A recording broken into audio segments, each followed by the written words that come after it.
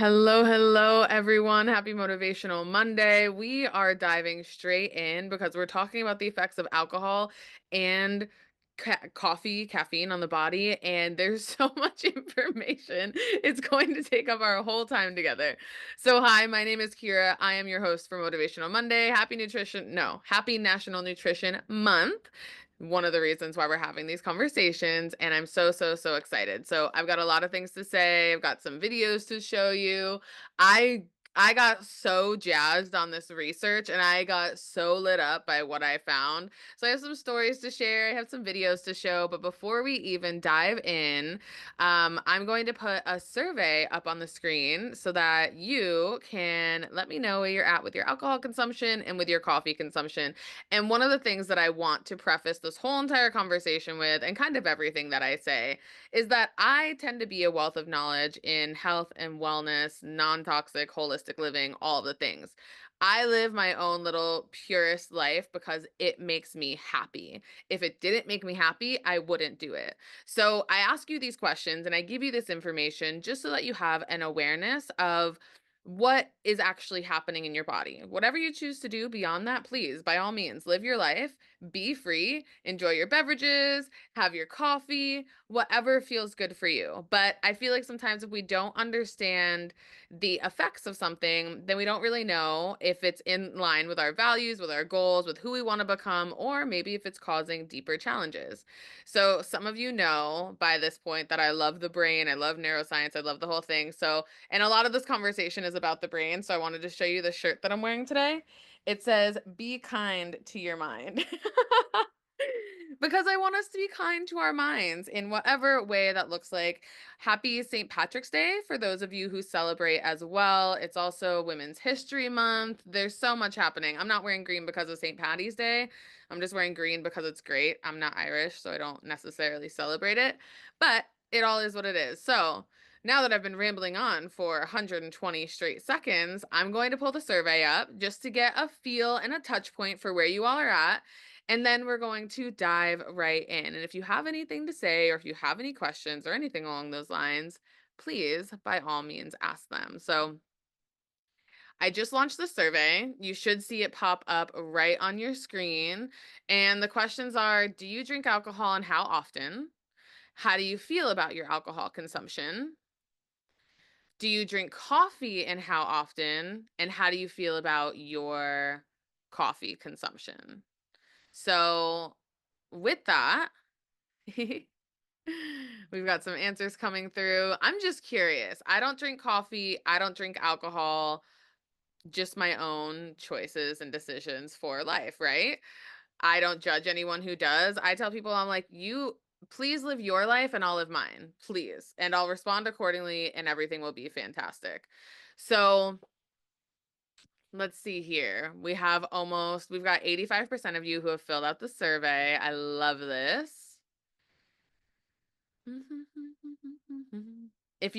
Once I get into talking, if you have a song that's been stuck in your head and on repeat, please drop it in the chat. I have a song that's stuck in my head on repeat, and I'm like, maybe I'm ready for a new one. I actually have a whole album, but that's neither here nor there. Okay, so I'm going to give us maybe 15 more seconds to finish filling it out. We have 92% participation, which is phenomenal. And then we've got to dive in. We've got a lot to cover in a very, very, very short amount of time. Okay. Three, two, one. I'm ending the poll. For those of you who didn't make it, it's okay. Okay. So I'm going to share the results on the screen just so you all can see them. We have 24% of people don't drink alcohol. 44% of people only drink alcohol on special occasions. 24% of people drink alcohol 1 to 2 times a week. And then 8% of people are daily. I love it. And again, you can be honest with where you're at. There's no stress, there's no pressure, there's no expectations. 84% of you feel good where you're at. One one person, 4% would like to increase their consumption, and then 12% would like to decrease their consumption. Cute. Okay. So the coffee is a little bit different. 14% never drink coffee. I'm in that club. 29% sometimes. 0% socially, and 0% multiple times a day, but we have 50%, 57% sitting at every morning. And then 95% of people love where they're at, and only 5% of people would like to decrease their consumption. Perfect. Beautiful. I am. Okay. Closing that out. Okay, we've got so much to dive into, so much to talk about, so we're just going to get into it. So for me, with alcohol, the alcohol conversation is a really beautiful one because there's so much societally. I feel like so many of us drink alcohol just because society tells us that it's normal, which is great and fine, and there's not really anything bad about that, right? I love that you all are sharing your songs right now. This makes me so happy. I love new music. Sharing music is a love language, I swear.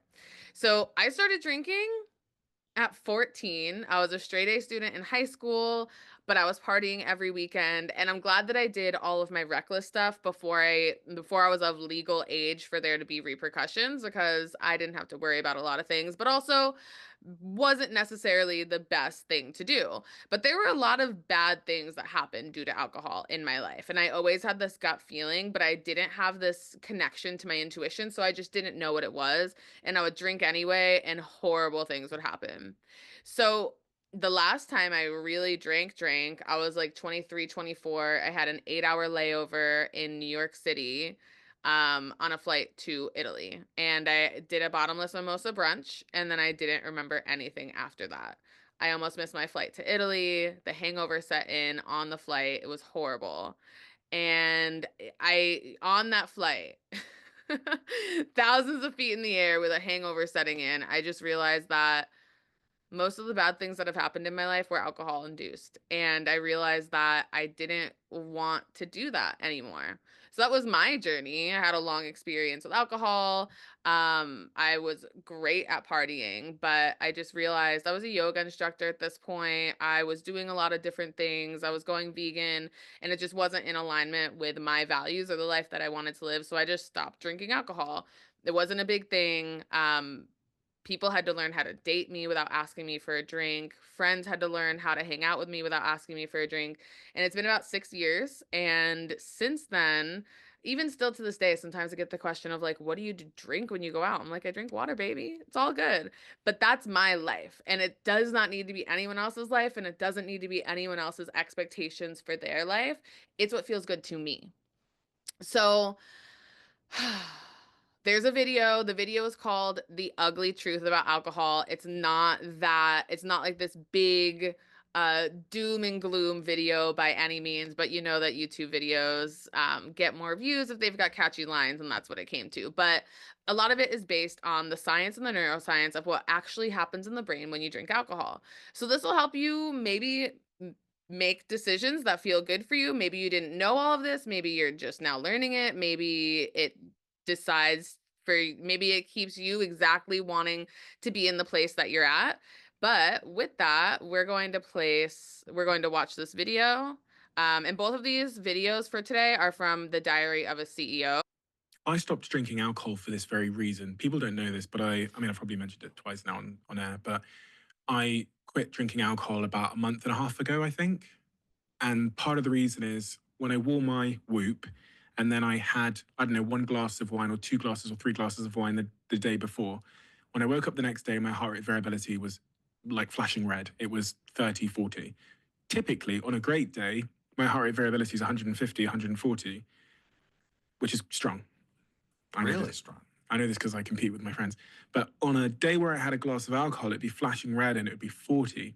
Also, if I was sick, it would be 40. Also, if I had a really stressful, unslept day the day before, it would also be 40. And the fact that alcohol was causing my heart to respond the same as a awfully stressful, unslept day or COVID, I thought, so that's part of the reason I quit. And now that you have brain envy, Yeah. you're going to have a healthier brain if you keep it away. Because Right. alcohol lies to us. Alcohol lies to us. Alcohol causes damage in the brain. Really? Even a little bit of alcohol causes damage in the brain. It disrupts something called white matter. So gray matter, nerve cell bodies, white matter, nerve cell tracts. So white matter is the highways. in your brain that transmit information and impulses. And even a little bit of alcohol has been shown to disrupt the white matter in your brain. I don't want anything messing with the highways in my brain. But I love that you measured it, you made the connection, and then you stopped it. It's a sign of intelligent life because you love yourself. Mm. Alcohol. Because there's a lot of people that are sat on the fence right now with alcohol. They probably don't have a really bad relationship with it. They're probably not alcoholics, but they kind of just they have it because society is constructed in such a way that on a Friday evening when the waiter comes over and puts down the wine list, you just go, oh, okay, whatever. That's who I was. I was just on the fence. My friend, one of my best friends, was an alcoholic. So I understand why he quit because he had this really dysfunctional relationship with it that would ruin his life. I'm the type of person that would have one drink, two drinks, and then I'd maybe stop. I didn't feel the need to have 3, 4, 7, 19. He was different. And also, because of that, there was no adverse consequences in my life. So when I went away with him recently, he's writing a book on alcohol and alcoholism. He was telling me about the book, and I was going, I personally wouldn't read that book because I don't feel like I have a problem with alcohol. This was before I quit. So I was like, what I would love from a book, this is just me personally, is a book that made the case to people who are kind of sat on the fence that a drink or a beer or a glass of wine, just because, I don't know, society is constructed in such a way where it's hard to avoid. But they could go for a mocktail if someone gave them some performance based evidence that alcohol, just even a little bit, the casual drinking, actually matters. So this is where you come in, doctor. One of my biggest Instagram posts was I told you so. The American Cancer Society came out and said any alcohol increases your risk of 7 different types of cancer. And I've been talking about this for 30 years because I have scans, and people who drink any alcohol have lower activity than people who don't drink at all. And obviously, alcoholics, they have terrible looking brains. Don't do that. But you got to ask yourself why. And remember, we talked about the 1-page miracle. What do you want? Relationships, work, money, physical, emotional, spiritual health. So, where does alcohol come in to that? Oh, well, it helps me relax. Well, the 15-second breath will help you relax, but there are no side effects to it. That will increase your heart rate variability. Alcohol will decrease heart rate variability and brain function. And if it decreases brain function, it decreases decision making. As a psychiatrist, 30%, 40% of the people I see, they initially come to my office because it's somehow alcohol related. Fight with their spouse, problems with their kids, whatever. So impressed you noticed the difference with heart rate variability and then you stopped. Yeah, because I was offensive with alcohol, and it's crazy. And I now understand how difficult it is to stop in our society. I was telling my team, I quit, and I went for dinner with a guy called Skrillex. Let everyone know Skrillex. He's a DJ, Sonny. And this was a week after I'd quit. Sat in the restaurant, the waiter comes over, bless him, and he goes, "Here's the wine list." I go, "I don't drink alcohol." He goes and gets a bottle of wine, and he puts it next to me and goes, "This is not alcohol. This is art. I'm going to leave it next to you just in case you get tempted." And Sonny, to his credit, is telling this waiter, no, he doesn't drink. This waiter's having none of it. And in that moment, I understood how difficult it is to quit in a society that we've built, where every social interaction apparently needs to be fueled by alcohol. And if you say no, you're either weird or someone will try and change your mind or persuade you otherwise. It's just this culture we have. The evil ruler society. That's an evil ruler strategy. The food pushers, the drug pushers, the alcohol pushers. For me, I look at people like that and it's like, so why do you want me to drink when I don't want to? What's going on with you? Yeah. And it usually shuts them down. But why? An interesting question. When you go to a restaurant, the first thing they do is put bread on the table and ask if you want alcohol because both of them drop your frontal lobes. Both of them make it more likely you're going to order more and spend more money at the restaurant. So the bread is an investment on their part because bread gives you a sugar spike, a blood sugar spike, which then pushes serotonin in your brain and makes you happy. But serotonin drops frontal lobe function. One thing they never tell you when they give you an SSRI for depression is, oh, you're going to become a little bit more impulsive because it's going to drop your frontal lobes. And then alcohol, which also drops your frontal lobes. So you'll drop more cash in the restaurant. Question then on this point of alcohol. If I took two people off the street, let's say they do everything in their lives the same, other than what I'm about to say. I gave one of them a casual drink for the next decade, just maybe 2 drinks a week, 3 drinks a week for the next decade. And the other person was completely sober for the next decade. When you looked at their brain in 10 years' time, if they were doing everything the same, would you see a difference? Yes. The person who is drinking 2 or 3 times a week will have less blood flow in their brain. And will that have changed the shape of their brain? Yes, it'll be a little bit more shriveled. And then that means their behavior is going to change as well. They'll have a little bit less impulse control. And when you look at the brain of And an a alcoholic, little bit less impulse control when you're doing hard things like marriage. Not a good thing. Or raising children or managing a business. It's like you don't want a little bit worse decision. So that's our first video. The truth about alcohol's effects on your brain. So let me know if there's anything that popped up in there where you were like, ooh, that's actually pretty intriguing. But I wanted to show you all something before we dive into coffee. And it's this. We talked about this I think it was last week when we talked about water. I'm pretty sure it was last week, but I don't know where the weeks are going. Apparently, it's already March 17th. This is the normal brain, and this is the Alzheimer's brain. A lot of my health journey started after watching my grandmother deteriorate from Alzheimer's. And when he says, and actually, before I do that, I've got one question. Drop 111 in the chat if you think that these videos are at a level that you're able to understand, or drop 222 in the chat if you think that they're a little too complicated. Because my brain loves science like this, but I want to give you things that actually are relatable to you and that you can understand and process and move forward with. But with the Alzheimer's brain, when he says that your impulse, your ability to stop an impulse gets lower when you drink alcohol, and drinking alcohol shrivels up your brain, the Alzheimer's brain is a shriveled up brain.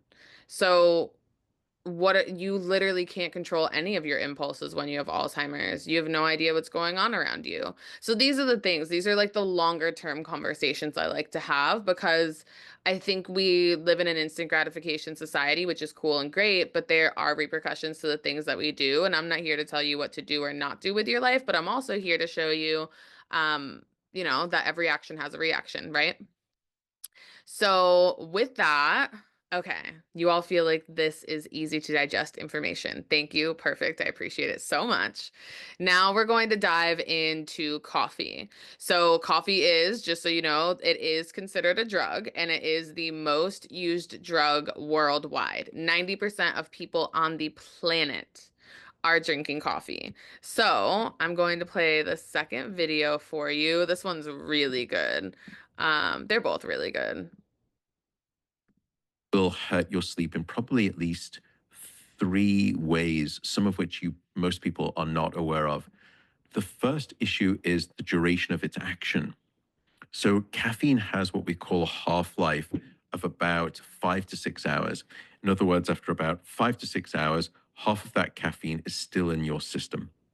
What that means is that caffeine has a quarter life of somewhere between 10 to 12 hours. So if you have a cup of coffee at noon, at midday, a quarter of that caffeine is still in your brain at midnight.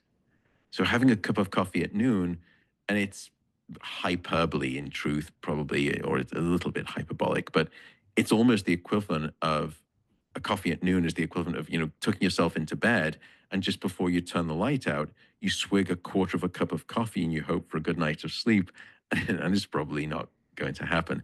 So that's the first thing to keep in mind, is the timing of caffeine. The second is that caffeine is a stimulant. Now, everyone knows this. Everyone knows that caffeine can make you more alert and more awake. By the way, how does it do that? It comes back to adenosine, which is the chemical that we spoke about, the sleepiness chemical. It's no coincidence that those two things sound the same at the end of the name, caffeine and adenosine. Caffeine will actually race into your brain and it will latch on to the adenosine receptors, the welcome sites in your brain. And it has very sharp elbows and it will force away the adenosine from those receptors and it will hijack those receptors. Now, at this point, you may be thinking, well, hang on a second. If it's latching onto those sleepiness chemical receptors, shouldn't caffeine make you more sleepy? And the answer is no, because what it does is it just latches onto the receptor and it inactivates it, essentially. So it masks the receptor. What caffeine does then is race into your brain. You've got all of this sleepiness at 9 p.m. or 10 p.m. You have an espresso because you're trying to power through and finish the report or the presentation for your your pitch for your deck for your startup company. And that caffeine races in, it latches onto the adenosine receptors and blocks the signal of adenosine. So now your brain was thinking, I'm starting to get tired, it's 10 p.m., but now all of a sudden that signal is blocked. And caffeine is like hitting the mute button on your television remote controller. It just mutes the signal of sleepiness. So now you think, well, no, I don't feel sleepy anymore. And here's the danger that even though when the caffeine is in your system and is latched onto the receptors, that adenosine is still there. It's not going away. In fact, if anything, during the course of the caffeine in your system, it continues to build and build. And now when the caffeine finally gets metabolized and excreted out of your system, not only do you go back to the sleepiness that you had many hours before, it's that plus all of the adenosine sleepiness that's been building up during that time in between. So you get hit with this huge tsunami wave of sleepiness, and that's what we call the caffeine crash. So one of the issues, so that's sort of caffeine in terms of how it works and its timing. Another issue is that it creates anxiety, just as you said. And anxiety is probably one of the greatest enemies of sleep. It's one of the principal reasons that underlies insomnia is a physiological state of anxiety, that your fight or flight branch of the nervous system is ratcheted up. That's what caffeine will do. It needs to do the opposite for you to fall asleep. That's why you can have what we call the tired but wired phenomenon, where you say, I'm so desperately tired. I am so tired, but I'm just so wired that I can't fall asleep. It's because your nervous system is too amped up. Caffeine will trigger that amping up. Then at that point, if you're struggling to fall asleep because you've got too much caffeine on board, it is what we call anxiogenic. So now you start to worry. And the last thing you need to do when your head hits the pillow for good sleep is worry. Because when you start to worry, you start to ruminate. And when you ruminate, you catastrophize. And when you catastrophize, you're dead in the water for the next 2 hours when it comes to sleep. Because we have this sense that things at night, in the darkness of night, are so much bigger than they are in the brightness of day. And we start worrying, in this modern era, we're constantly on reception. And very rarely do we do reflection. Unfortunately, the only time when we typically do reflection is when we turn off the light and our head hits the pillow. And that is the last time you want to be doing reflection. So that's the second problem with caffeine. It's anxiogenic. And it only makes you sort of almost like the Woody Allen neurotic of the sleep world. The final part of caffeine is that it's very good at blocking your deep sleep. So we've done a number of these studies where we'll give people a standard dose of caffeine, let's say 150 milligrams, 200 milligrams, which is probably, a cup and a half of good, strong coffee. And then we put you to bed and we look at the amount of deep sleep. And it will strip away your deep sleep by about somewhere between 15 to 30%. Now, to put that in context, to drop your deep sleep by 30%, I'd probably have to age you by about 40 years, 40. Or you could do it every night with an espresso with dinner. And that's one of the problems that people will say to me, look, I'm one of those people who I can have 2 espressos with dinner and I fall asleep fine and I stay asleep. So no harm, no foul. Well, not necessarily, because even if you fall asleep and you stay asleep, you're not aware of the lack of the deep sleep that you're not getting because of the caffeine. And so now you wake up the next day and you think, well, don't remember having a hard time falling asleep. I don't remember waking up. But now I'm reaching for 2 or 3 cups of coffee the next morning rather than my standard 1 cup of coffee because I don't feel refreshed and restored by my sleep because I was lacking the amount of deep sleep. And deep sleep, what does that rob us of? The lack of deep sleep. So, lack of deep sleep is critical for regulating your cardiovascular system. It's the time when we do replenish the immune system. It also regulates your metabolic system. So, it controls the hormones such as insulin that will regulate your blood sugar, and you will become blood sugar dysregulated without sufficient deep sleep. Upstairs in the brain, deep sleep will strengthen and consolidate and secure new memories into your brain. They will prevent those memories from being forgotten.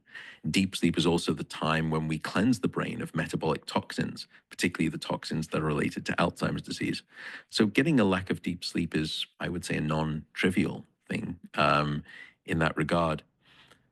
But I don't want to be also puritanical here, and this is where I'm going to change my title tune. I am not here to tell anyone how to live their life. I have no right to tell anyone how to live their life. I'm just a scientist.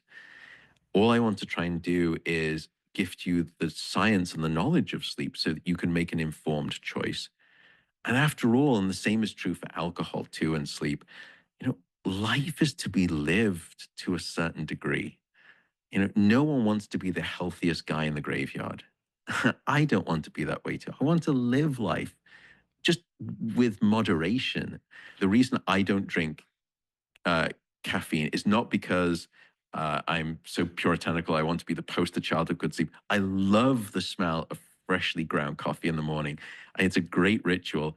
It's just that I've run my genetics and I am one of the slow caffeine metabolizers. So you can do these genetic kits online and they will tell you, are you a slow metabolizer or a fast metabolizer? So that's the variability. That's why some people say, look, I'm pretty immune to caffeine. Others will say, no, I'm not. Why do I now favor coffee? I was actually quite anti caffeine in coffee when I first came out with the book, just looking at the studies. But now the data is immensely compelling. The health benefits associated with coffee are undeniable. Study after study after study. And we can put them all together in this big, what we call a meta analysis study. And it is so strikingly clear that drinking coffee, is a good thing for you from a health perspective. 2 things to say about that. The first is that it's got nothing to do with the caffeine. And a lot of people have sort of rightly challenged me to say, look, you say how problematic sleep can be when you're drinking too much caffeine. But yet, coffee is associated with many of the same health benefits that sleep is associated with. But coffee is supposed to hurt your sleep. How do you reconcile those two, Matt Walker? And the answer is very simple: antioxidants. Because it turns out that the coffee bean contains a whopping dose of antioxidants. Things such as it's got other things such as caffeine, but it's got a bunch of incredible antioxidants. Probably the most powerful of them in terms of the coffee bean is something called chlorogenic acid. Now, don't worry, it's not Okay, there's still a couple more minutes of the video, but we are running out of time, so I'm going to drop the link for that video in the chat if you'd like to watch the end of it. I hope that this conversation, it was less of a conversation and more of an education. I hope that this has been insightful for you and gets your mind moving in different directions. Again, I'm not here to tell you what to do or not do with your life, but I am here to give you different insight, different information so that you can choose with actual insight and information the way that you would like to live your life. So I just dropped both of the videos in the chat for you. Thank you all for dropping some of your songs in the chat as well. I'll just list them off in case anyone who's watching the recording is curious. We've got Iggy Azalea's Fancy, so good. Tombstone Blues by Bob Dylan. Song This Is Me, Down Bad by Taylor Swift. Anything from Jessie Reyez. stole my heart like 2 months ago, and and then of course Cafe con Ron with Bad Bunny. I love it. Okay, well, thank you so much everyone for being here. There is a survey that pops up at the end. Please fill it out. We do have our final Being Human First live mentoring session this Wednesday, so please join us for that. I'll drop the link in the chat for you to be able to register for that. And then all of our recordings for our Being Human First series and our YouTube and everything is also in that link as well. So we are over time. It has been a joy and a pleasure. I will see you hopefully this Wednesday. And if not, then I will see you next Monday for our last Motivational Monday of season 2. The following Monday of March, the last Monday of March, we will not have a Motivational Monday. There will be a worksheet that we send out to you where you can actually begin to reflect on what this journey has looked like, see where you want to continue to grow before we step into the next season, which will be focused all on well-being. Have a beautiful day. We'll talk soon and enjoy your week. Bye, everyone.